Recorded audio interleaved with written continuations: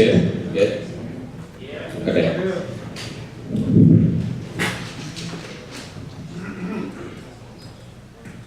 Madam Speaker, we recognize two fundamental places throughout two situations in the world in which books are banned. The first is usually in countries that have repressive governments who don't want their citizens to become educated about matters of the world. The second is in more developed countries, more liberal countries, where their governments are still arbitrarily banning certain books based on their ideals. On First Government today, we're going to show you why in either of these cases it would always be better if the government always allowed their citizens to have access to books. We would also apply this to institutions like schooling systems, like companies, that kind of thing. How we're going to model it, it's not that complicated. We recognize that in the real world, this isn't always going to work, but we're going to argue that morally, it is always a government's responsibility to ensure this. We think that it's a human right to have access to anything that another human being has written. Let's get into my constructive. Firstly, the human ability to filter, which we think is very unique on our side of the house. And secondly, the controversies about who decides accountability, how it's often who decides acceptability, why it's often very arbitrary and very biased. We think both of these are bad. All right, first of all, the unique human ability to filter. All right, so why do you think that people should be able to choose what they read? We think it's because humans have a unique ability to not believe everything that they read automatically. Humans think about what they read. They consider these ideas, and this allows them to make decisions about what they believe and what they're going to take from the books. Whether it's reading for casual, or reading for fun, reading for school, reading for education, reading for political reasons, whatever it might be, right? How someone reads to understands a book, then we'd say, stems from a lot of other things, right? They're the situation in which they grew up, where they're from, how well they're educated, which values that they've been taught by their parents. This is how they react to, sorry, this mic is crazy.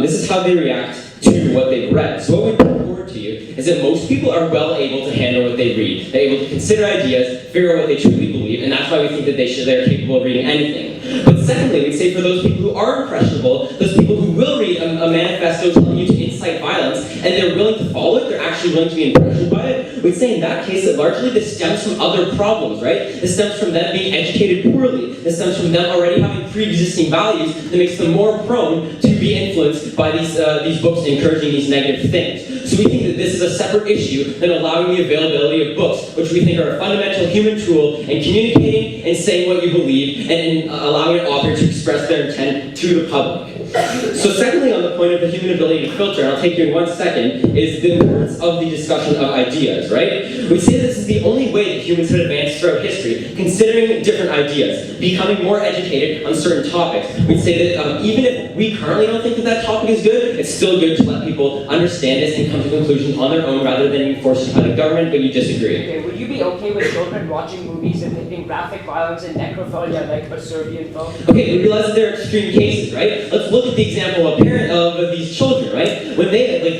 we believe that they should have access to these things. We think that then they also have their parents, their circumstances, and their parents tell them, this is not right. You shouldn't believe in that. This isn't something that you believe in. So we think that there's other factors in society that allow people to decide how they respond to books. We don't think that this is something that's going to harm children because other people are influencing them, all right? So we'd say the ability to educate oneself on a topic is a human right. The ability to educate themselves how they'd like so that you can reach conclusions how you want to. And if you never know why your understanding of a subject exists, then you're never going to know why you believe it. Your value is not going to be affirmed. We think this is a fairly well-standing point. And recognize that banning any books is a restriction of the human right to communicate based on a majority rule. We think this is fundamentally unjust. But secondly, who decides what is an acceptable book to read, right? It's often governments or religions, right? Like, for example, in Iran, books are banned if they contradict the Iranian government or if they contradict Islam. In Catholic schools in the United States, if they contradict the teachings of the Bible, they're banned. And for example, in America,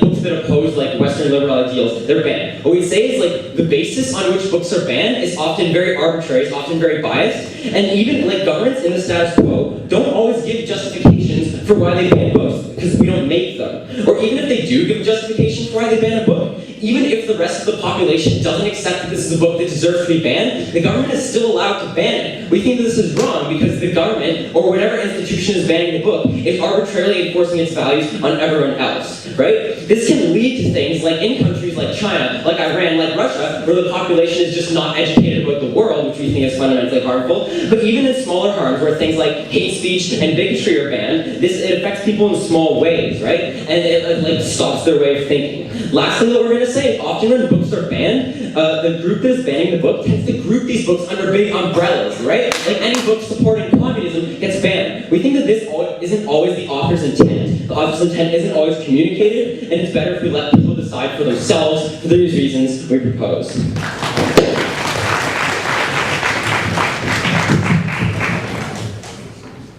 I thank the speaker for his